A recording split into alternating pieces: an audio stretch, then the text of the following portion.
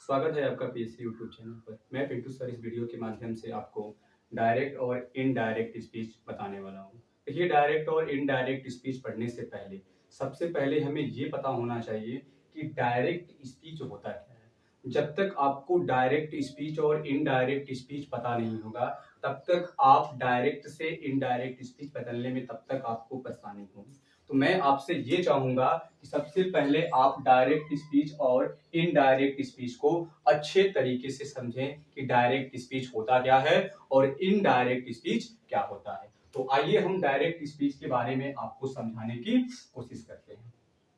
कि मैंने कहा कि मान लो ये मैंने एक सेंटेंस कहा कि राम सेड टू रोहन, कि राम ने रोहन से कहा, कॉमा डबल इन्वर्टेड कॉमा, कि I am going to Ayodhya, going to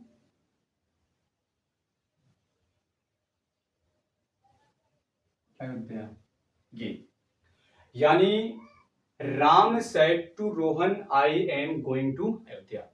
तो राम ने रोहन से कहा कि मैं अयोध्या जा रहा हूं। राम का मित्र रोहन है और राम ने रोहन से कहा कि भाई देखो, मैं अयोध्या जा रहा हूं।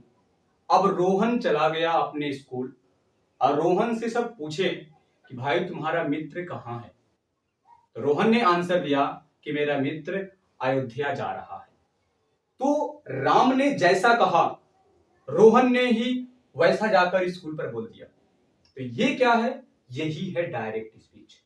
सिंपल शब्दों में क्या, कि अगर मैं जो बात कहता हूं, अगर वो बात आप अपने मित्र से कहते हो, अगर मैं जो बात कहता हूं वही बात आप अपने मित्र से भी कहते हो, तो वही डायरेक्ट स्पीच है। जैसे मैंने कहा मैं एक अध्यापक हूं, आपने कहा कि आप एक अध्यापक हैं, तो ये क्या कहलाएगा? डायरेक्ट स्पीच कहलाएगा। तो डायरेक्ट स्पीच का मतलब क्या है कि राम सेड टू रोहन, राम ने रोहन से कहा कि मैं अयोध्या जा रहा हूं और रोहन अपने स्कूल पर गया। रोहन अपने स्कूल पर गया और जाकर अपने मास्टर से कहा कि सर राम अयोध्या जा रहा है। तो जैसा राम ने रोहन से कहा, रोहन ने भी जाकर अपने स्कूल पर कह दिया। बस ये आपका डायरेक्ट स्पीच है। इनडायरेक्ट स्पीच क्या है सर? तो इनडायरेक्ट, आई थिंक आपको डायरेक्ट स्पीच समझ में आ गया होगा। अब हम बात करते हैं इनडायरेक्ट स्पीच की। इनडायरेक्ट स्पीच का सिंपल सा एक उदाहरण है, जैसे गांव में लोग चुगली करते हैं कि आपने कहा नहीं नहीं राम ऐसा कह रहा था, लेकिन कोई जाकर कह दिया हाँ राम ऐसा नहीं वैसा कह रहा था। यानी अगर मैं सिंपल शब्दों में समझाने की कोशिश कहूं, तो राम सेड टू रोहन, राम ने रोहन से कहा कि मैं अयोध्या जा रहा हूं, लेकिन रोहन चला गया स्कूल और अब जाकर रोहन सर से कहता है कि सर जी, राम अयोध्या नहीं, राम मुंबई जा रहा है। तो क्या राम ने रोहन से कहा कि मैं मुंबई जा रहा हूं? नहीं, राम ने रोहन से कहा मैं अयोध्या जा रहा हूं, लेकिन रोहन जब जाकर स्कूल पर कहता है सर से कि सर जी, राम जो है ना वो अयोध्या नहीं जा रहा, वो मुंबई जा रहा है। तो क्या राम ने ऐसा कहा था? तो आपका आंसर होगा नहीं। तो वही बात है कि अगर हम जैसा कहते हैं वैसा आप कहते हैं तो डायरेक्ट स्पीच, अगर हम जैसा कहते हैं वैसा आप नहीं कहते हैं तो वो हमारा क्या है? इनडायरेक्ट स्पीच है।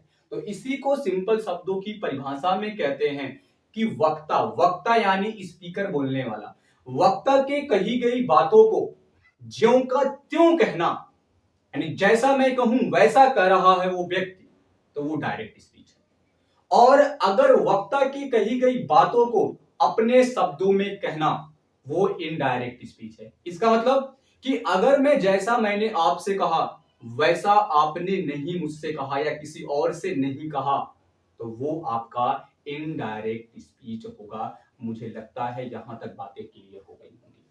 अब डायरेक्ट स्पीच के मुख्य बिंदु क्या क्या है, कि मैंने कहा डायरेक्ट स्पीच से इनडायरेक्ट स्पीच में बदलते समय हमें किन किन बातों का पहले ध्यान होना चाहिए। क्यों? क्योंकि जब हमें बेसिक ही नहीं पता होगी तो हम डायरेक्ट स्पीच से इनडायरेक्ट स्पीच में बदल नहीं सकते। तो अब डायरेक्ट स्पीच के मुख्य बिंदु क्या क्या हैं, इसको समझने से पहले मैं आपको कुछ बातें बताना चाहूंगा। क्या सर? कि ये जो देखो कॉमा लगा है ना, कॉमा, कॉमा के पहले लिखा है राम सेड टू रोहन, और ये डबल इन्वर्टेड कामा है, डबल इन्वर्टेड कामा के अंदर लिखा है I am going to Ayodhya. इसका क्या मतलब है सर, कि अगर कामा के पहले जो भी कुछ लिखा है उसको हम लोग बोलते हैं रिपोर्टिंग, उसको क्या बोलते हैं, तो बोलते हैं रिपोर्टिंग वर्ब। क्या बोलते हैं सर? तो रिपोर्टिंग वर्ब बोलते हैं। और जो भी कुछ डबल इन्वर्टेड कामाज के क्या लिखा है, अंदर लिखा है, सर इसे हम लोग क्या बोलते हैं, इसे हम लोग बोलते हैं रिपोर्टेड, क्या बोलते हैं, रिपोर्टेड स्पीच बोलते हैं। क्या बोलते हैं सर? इसे बोलते हैं रिपोर्टेड स्पीच। क्या कहा हमने, कि अगर जो भी कॉमाज के बाहर लिखा है, यानी कॉमा केवल लगा है, कॉमा के पहले जो भी शब्द लिखा है उससे रिपोर्टिंग वर्ब, और जो डबल इन्वर्टेड कॉमा के अंदर जो भी कुछ लिखा जाएगा तो वो क्या होगा सर? रिपोर्टेड स्पीच होगा। अगर मैं एक और आपको एग्जांपल अगर देने की कोशिश करूं, तो मैंने कहा कि राम, राम का ही एग्जांपल ले लो, Ram said comma double inverted comma I am happy.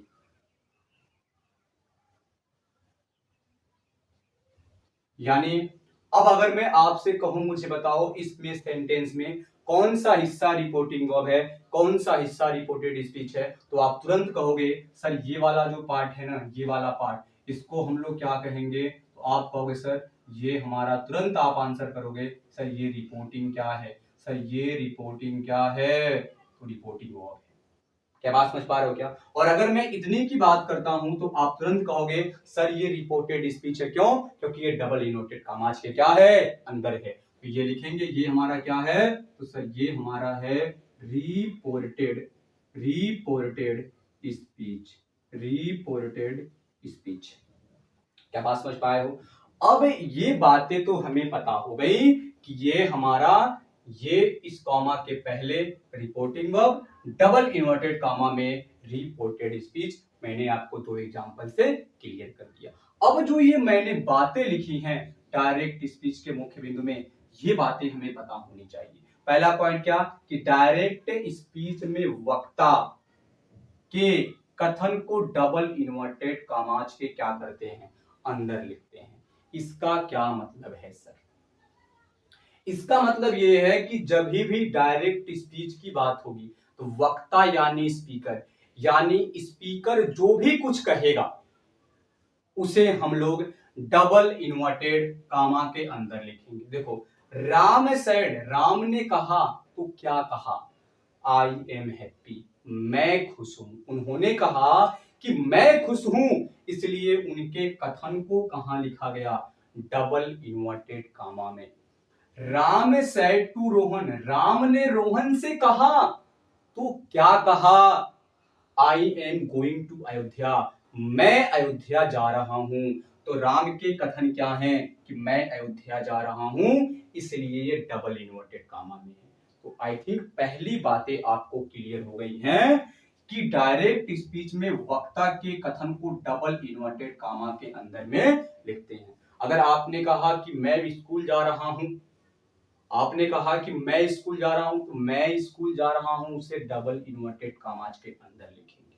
क्या इतनी बातें क्लियर है? सेकेंड पॉइंट, पहला पॉइंट तो हो गया, सेकेंड पॉइंट देखो, पहला पॉइंट हो गया, सेकेंड देखो रिपोर्टिंग वर्ब, अभी समझा रहे थे। देखो ये रहा हमारा रिपोर्टिंग वर्ब। क्यों? क्योंकि क्यों यही है सर, क्योंकि कॉमा लगाया गया है। तो ये रिपोर्टिंग वर्ब, ये रहा रिपोर्टिंग वर्ब। कह रहा है कि रिपोर्टिंग वर्ब के बाद यानी पश्चात को क्या पढ़ेंगे, बाद, कामा का प्रयोग करते थे। देखो रिपोर्टिंग वर्ब ये है, इसके बाद कॉमा है, रिपोर्टिंग वर्ब ये है, इसके बाद क्या है, कॉमा है। तो दूसरी पॉइंट भी क्लियर हो गया कि रिपोर्टिंग वर्ब के बाद ही हम क्या करते हैं, कॉमास का प्रयोग करते हैं। और तीसरी बात क्या है कि डबल इन्वर्टेड कॉमास के अंदर, डबल इन्वर्टेड कॉमास, देखो ये रहा double inverted commas, double inverted commas कह रहा है कि डबल इन्वर्टेड कॉमास के अंदर जो भी प्रथम लेटर या जो भी प्रथम अक्षर होगा, जो भी प्रथम मतलब अगर ये आई से शुरू है, किसी से भी शुरू है, तो वो हमेशा और हमेशा किस लेटर में होगा, तो सर हमेशा और हमेशा किस लेटर में उसका प्रयोग किया जाएगा, तो कैपिटल लेटर में, कैपिटल लेटर में उसका हम लोग लिखते हैं पहला लेटर, हमेशा प्रयोग करते। देखो मैंने वही लिखा है कि डबल इन्वर्टेड कॉमास के अंदर का प्रथम लेटर यानी फर्स्ट लेटर कैपिटल लेटर में लिखा जाता है। यानी डबल इन्वर्टेड कॉमा के अंदर अगर ऐसे आई लिखा है ना, तो ये गलत है। क्यों? क्योंकि डायरेक्ट स्पीच में डबल इन्वर्टेड कॉमा के अंदर हमेशा पहला लेटर क्या होगा, कैपिटल होगा। ये आई बस नहीं, जहां कुछ भी लिखो, सेंटेंस चाहे आपका यू से शुरू हो, तो वहां यू में तो आपका वाई होगा, सर ये बड़ा होगा। जो ये वी आप लिखते हो ऐसे, सर इस वी में डब्ल्यू क्या होगा, बड़ा होगा। अपना नाम लिखते हो, आपके नाम से अगर सेंटेंस स्टार्ट है, तो यहाँ वो भी उसका लेटर भी क्या होगा, बड़ा होगा। तो ये तो बातें हमारी किसके बारे में थी, तो ये जो इतनी बातें मैंने आपको समझाई है, ये डायरेक्ट स्पीच के मुख्य बिंदु थे। अब इस वीडियो में मैंने केवल आपको अभी केवल ये बताया है कि डायरेक्ट स्पीच और इनडायरेक्ट स्पीच होता क्या है। जब आपको बेसिक ही नहीं पता होगी, तो डायरेक्ट स्पीच से इनडायरेक्ट स्पीच बनाते समय जब आप बेसिक नहीं जानोगे, तो बताओ डायरेक्ट से इनडायरेक्ट स्पीच कैसे बदलोगे। कहावत है कि जब अगर कोई बिल्डिंग बनती है, तो जब तक फाउंडेशन यानी बेस स्ट्रांग नहीं होता, तब तक आप अच्छी से अच्छी मजबूत बिल्डिंगें नहीं बना सकते। तो इस वीडियो के माध्यम से मैंने आपको केवल ये बताया है। अगली वीडियो आपको मैं क्या मतलब मैं इस पे आपको बताऊंगा कि अब डायरेक्ट से इनडायरेक्ट स्पीच में बदलते समय हमें किन किन नियमों का पालन करना चाहिए, और अगर आपने इन नियमों का पालन किया, तो मैं ये प्रॉमिस करता हूं आपसे बेटर डायरेक्ट और इनडायरेक्ट स्पीच कोई भी आंसर नहीं दे सकता। तो इस वीडियो के माध्यम से इतना ही। अगर ये वीडियो पसंद आया है तो लाइक करें और हमारे चैनल को सब्सक्राइब करें। और अगर ये वीडियो कोई बड़े भाई बहन दीदी अगर कोई भी देख रहे हैं, तो ये अपने छोटे भाई बहनों को जरूर सजेशन करें, जरूर सेंड करें कि ये वीडियो आप जरूर देखें। बहुत बहुत धन्यवाद। जय हिंद, जय भारत।